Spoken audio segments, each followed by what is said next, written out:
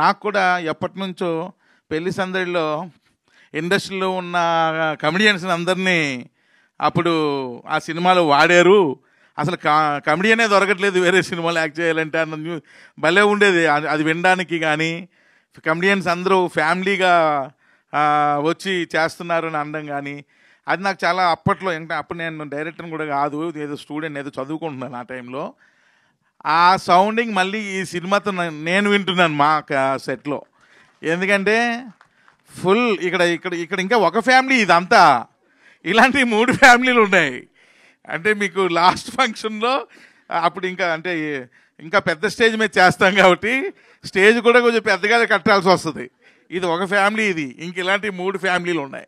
So అంతమంది ఆర్టిస్టులతో cinema చేస్తున్నాం. రోజుకి 12 నుండి 15 క్యారవాన్లు పెడుతున్నాం. సో క్యారవాన్లకి ప్లేస్కే పాపం మా మేనేజర్లు చాలా ఇబ్బంది పడుతున్నారు. ముందు క్యారవాన్లు ప్లేస్ సెట్ చేసుకోవడానికే ఇబ్బంది పడుతున్నారు. సో వాళ్ళందరితో రోజు ఒక పండగలాగా షూటింగ్ అంటే ఎలా ఉంటుందంటే ఒక పండగలాగే ఫుల్ ఎంజాయ్ చేస్తున్నాం అంతే. శ్రీలక్ష్మి గారు రాలేదు కదా, శ్రీలక్ష్మి గారు ఆవిడ కూడా మెయిన్ క్యారెక్టర్ చేశారు ఇందులో. ఎన్ని సీన్లు ఒక 10 సీన్లు చేస్తే 8 సీన్లు విపరీతంగా నవ్వుకుంటున్నాం, మిగిలిన 2 సీన్లు విపరీతంగా ఏడుచుకుంటున్నాం. అందరం ఏడుస్తున్నాం, అంత ఎమోషనల్ అవుతున్నాం. అంటే ఏమి పెద్ద యాక్షన్ ఇలాంటి సినిమా కాదు, ఇట్స్ ఎ ఫ్యామిలీ ఎంటర్టైనర్.